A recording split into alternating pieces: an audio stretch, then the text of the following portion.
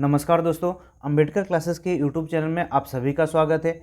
आज की इस वीडियो में हम आपको बताने वाले हैं रेलवे के जीडीसी के रिक्रूटमेंट के बारे में। देखिए, रेलवे का जो जीडीसी रिक्रूटमेंट है, इसमें हम आपको साफ साफ और क्लियर शब्दों में बता देने वाले हैं कि ये कोई न्यू रिक्रूटमेंट नहीं है। ये फाइनली हम लोग जानते हैं कि हम साउथ ईस्टर्न रेलवे का एम्प्लॉय हैं, तो हमको साउथ ईस्टर्न रेलवे का जो नोटिफिकेशन का इंतजार था। तो देखिए, ये जो साउथ ईस्टर्न रेलवे का नोटिफिकेशन जो आया, देखिए इससे पहले भी आया हुआ था, जिसका कि लिंक भी अपलोड किया गया था। तो फाइनली साउथ ईस्टर्न रेलवे का जो नोटिफिकेशन है वो जारी हो गया। तो देखिए, आज ही के डेट में ये नोटिफिकेशन जारी हुआ है। आज का डेट देखिए, यहाँ पर डेट दिया है 3/8/2023 और ये कहाँ का है? देखिए, हम लोग का साउथ ईस्टर्न रेलवे का है, साउथ ईस्टर्न रेलवे का। तो आगे देखेंगे यहाँ पर क्या क्या और दिया है। तो देखिए, यहाँ पर दिया notice for the eligible regular employ except for RPF और आरपीएसएफ साउथ ईस्टर्न रेलवे। देखिए, एक नंबर में ही सबसे पहले दिया जीडीसी जो नोटिफिकेशन था, ये इससे पहले जो नोटिफिकेशन दिया था 18/7/2023 को दिया था। अब इसको अपडेट करके देखिए, फ्रेश नोटिफिकेशन करके इसका जो डेट किया गया है 3/8/2023, यानी आज का डेट में उसी नोटिफिकेशन को फ्रेश करके दिया गया है। इंपॉर्टेंट पॉइंट सबको आपको बताएंगे, तो पूरा लास्ट तक वीडियो को देखें। डेट ऑफ पब्लिकेशन यानी आपका जो नोटिफिकेशन डेट का जो पब्लिश हुआ, नोटिफिकेशन कब पब्लिश हुआ, देखिए आपका दिया 3/8/2023 और साथ में दिया है सेकंड में देखिए opening date of time for online registration. देखिए, ऑनलाइन रजिस्ट्रेशन या आपका फॉर्म एप्लीकेशन को फिलिंग करने का जो डेट दिया 3/8, मतलब आज ही का डेट में दिया। नेक्स्ट है आपका closing date for time for application. देखिए, आपका जो क्लोजिंग डेट होगा फॉर्म फिलअप का, जो क्लोजिंग डेट होगा ऑनलाइन जो होगा आपका 2/9/2023, यानी 2/9/2023 से पहले आपको क्या करना है? फॉर्म फिलअप, मतलब फॉर्म फिलअप या फिर रजिस्ट्रेशन ऑनलाइन रजिस्ट्रेशन आपको करना है। देखिए, 2/9/2023 से पहले ऑनलाइन आपको रजिस्ट्रेशन कर लेना है। यहाँ पर पहला और इम्पोर्टेंट पॉइंट है, railway recruitment cell south eastern railway Kolkata invites online applications for regular and eligible employ. देखिए, वैसा जो एम्प्लॉय जो कि रेगुलर हैं, देखिए यहाँ पर ये बहुत इंपॉर्टेंट पॉइंट है, रेगुलर एम्प्लॉय बोलने का मतलब कौन रेगुलर एम्प्लॉय है। तो देखिए, ये अलग अलग जोन में अलग अलग बताया गया। कहीं पर 5 साल जो रेगुलर सर्विस में है उनको रेगुलर एम्प्लॉय माना गया, तो कहीं पर 2 साल जो रेगुलर सर्विस में है, जो 2 साल रेगुलर सर्विस में, प्राय जो जोनों में प्राय जो है 2 ईयर का जो रेगुलर सर्विस है उसको हम 2 ईयर जो सर्विस पूरा कर चुके हैं उनको रेगुलर सर्विस में माना गया। लेकिन ये अलग अलग जोन पर अलग अलग डिपेंड है। तो आप कहीं कहीं के जोन में 2 ईयर दिया है, तो कहीं कहीं 5 ईयर भी दिया गया।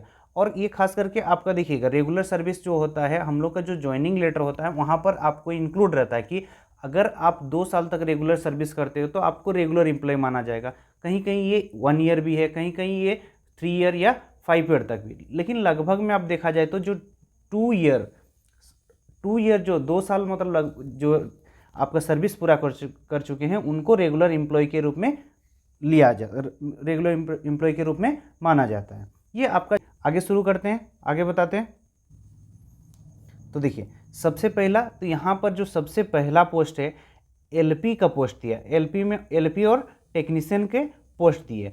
तो एलपी और टेक्नीशियन में कितना पोस्ट है? तो देखिए, एलपी में टोटल 349 पोस्ट है, जिसमें से 349 में यूआर में यानी जनरल में 172, एससी में 64, एसटी में 24 और ओबीसी में 89। इसके अलावा भी आपको जो दिया है टेक्नीशियन के अलग अलग पद है। टेक्नीशियन का अलग अलग पोस्ट है, जैसे टेक्नीशियन इलेक्ट्रिक ट्रेनिंग, टीआरएस, इसी सिग्नल, इसी प्रकार का टेक्नीशियन का बहुत सारा पोस्ट है। इसके बाद आगे जूनियर इंजीनियर की भी बहुत सारा पोस्ट है, जैसे कि ये यहाँ पर अलग अलग दिया है। देखिए, junior engineer electric, TRD, TRS, GS, इस प्रकार आगे भी दिया। तो आगे और देखेंगे।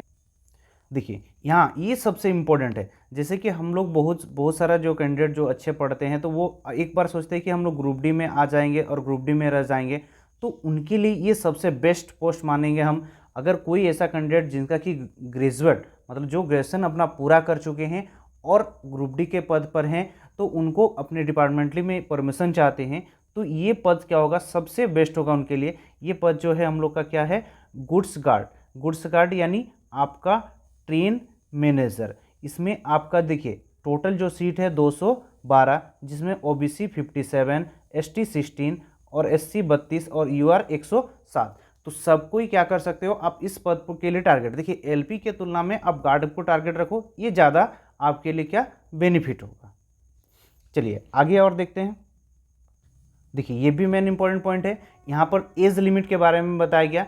अगर एज लिमिट जो दिया है, देखिए एज ग्रुप आपका लोअर डेट ऑफ बर्थ मतलब 1/1/2006 में 18 ईयर होना चाहिए। इसके साथ साथ देखिए आपको जो दिया है यूआर यानी जनरल के लिए जो है आपका 18 से 42 वर्ष होना चाहिए। ओबीसी में देखिए आपको 18 से 45 वर्ष, एससी में 18 से 47 वर्ष।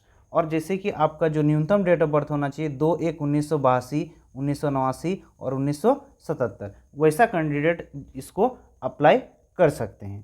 तो यहाँ से अपना एज लिमिट आप देख सकते हैं। चलिए आगे देखते हैं। देखिए दोस्तों ये भी एक बहुत इंपॉर्टेंट पॉइंट है, रिक्रूटमेंट प्रोसेस। तो देखिए रिक्रूटमेंट प्रोसेस यानी जो आपका सिलेक्शन का जो प्रोसेस होगा वो कैसे होगा। तो देखिए सिलेक्शन का जो प्रोसेस है आपका एलपी के लिए, एलपी और टेक्नीशियन पोस्ट के लिए आपको यहाँ पर सीबीटी एग्ज़ाम, सीबीटी यानी कंप्यूटर बेस्ड टेस्ट होगा। इसमें आपको 2 पार्ट में एग्ज़ाम लिए जाएंगे आपका, किसका, एलपी और टेक्नीशियन के लिए 2 पार्ट। जो पार्ट ए में होगा आपका 90 मिनट का होगा और 100 क्वेश्चन होंगे। पार्ट ए में क्या होगा आपका 90 मिनट होगा और 100 क्वेश्चन। और देखिए आगे, देखिए पार्ट ए में जो सिलेबस दिया गया है इसमें आपको क्या क्या दिया गया। तो देखिए ए नंबर में है, एक में है आपका मैथमेटिकल, दूसरा में जनरल इंटेलिजेंस यानी रीजनिंग, तीसरा basic science and engineering drawing, और ये आपका जो चौथा में जो है जनरल अवेयरनेस और करंट अफेयर्स। और इसके अलावा दिया है पार्ट बी। पार्ट बी में देखेंगे, देखिए पार्ट बी में जो दिया गया है आपका, पार्ट बी आपका ये भी होगा 60 मिनट का और नंबर ऑफ क्वेश्चन कितना होगा 75। तो देखिए इसमें जो है बोल रहा है ये क्वालिफाइंग मार्क्स होगा, मतलब आपको पार्ट बी में सिर्फ क्या करना है, क्वालिफाई करना है। कितना परसेंट लाना है आपको, 35% लाना है पार्ट बी में। यानी आपका जो फाइनल जो मेरिट बनेगा वो किस पर बनेगा, पार्ट ए में बनेगा। अब देखिए पार्ट बी में आपका क्या क्या सब्जेक्ट दिया गया। तो देखिए पार्ट बी में जो सब्जेक्ट दिया गया है वो अलग अलग, जैसे हम लोग का इलेक्ट्रॉनिक्स के लिए इलेक्ट्रॉनिक होगा आपका, अलग अलग जैसे दिया गया, मैकेनिकल वाला मैकेनिकल होगा, उस फीटर होगा। उसके अलावा अगर आप टेक्नीशियन में है, इंटर आपका है तो इंटर यानी 10+2 जो अगर है तो वहाँ पर क्या होगा, फिज़िक्स और मैथ क्या आएगा, फिज़िक्स और मैथ आएगा। देखिए ये फिज़िक्स और मैथ्स का न्यूमेरिकल आएगा। और ये भी क्या होगा, कंप्यूटर बेस्ड टेस्ट होगा। इसके बाद देखिए ये भी आपके लिए बहुत इंपॉर्टेंट है, गुड्स गार्ड यानी ट्रेन मैनेजर के पोस्ट के लिए आपका जो सिलेक्शन प्रोसेस कैसे होगा। तो इसका भी आपका एक एग्ज़ाम होगा जिसमें 90 मिनट का ड्यूरेशन होगा। आपका जनरल अवेयरनेस से 40 क्वेश्चन होगा, मैथ से 30 होगा, रीजनिंग से 30, और ये टोटल कितना होगा 100 मार्क्स का होगा। तो यहाँ पर भी आपको क्या करना है, ये आपको इसको भी आप तैयारी करना चाहते हो तो देखिए मैथ, रीजनिंग, जीके, ये और रीजनिंग और जीके हैं, तो ये भी बहुत। और आगे देखिए यहाँ पर दिया आपका सीबीटी बेस्ड टेस्ट होगा। इसके साथ साथ आपका जो सिलेबस दिया है, देखिए मैथमेटिक्स में क्या क्या आपका जो चैप्टर होगा, जैसे कि ये मैथमेटिक्स चैप्टर दिया गया, रीजनिंग का चैप्टर दिया गया, आपका जीके का भी। और साथ ही आगे देखेंगे तो आगे और क्या क्या दे, देखिए जैसे जनरल इंस्ट्रक्शन दिया हुआ, बहुत सारा इंस्ट्रक्शन है, इसको आप ध्यान से पूरा पढ़ सकते हैं। आपको पीडीएफ जो नोटिफिकेशन में आपको या वीडियो के लिंक में पीडीएफ का नोटिफिकेशन लिंक दे दिया जाएगा, उसको आप क्या कर सकते हो, पढ़ सकते हो। जैसे कि यहाँ पर देखिए आपका जो क्वालिफिकेशन होगा, जैसे आईटीआई होगा, डिप्लोमा होगा, इसके अलावा भी और भी है, एम्प्लॉय जो एलिजिबल है, उसके साथ से साथ देखिए यहाँ पर नेगेटिव मार्किंग के बारे में भी दिया गया है। दिल भी negative marking in 1/3 marks shall be deduct. तो इस प्रकार देखिए यहाँ पर आपका जो सभी नोटिफिकेशन के बारे में आपको हम बता दिए। अगर वीडियो पसंद आए तो लाइक करें, कमेंट करें, तथा कोई भी डाउट हो तो आप कमेंट करके बताएं।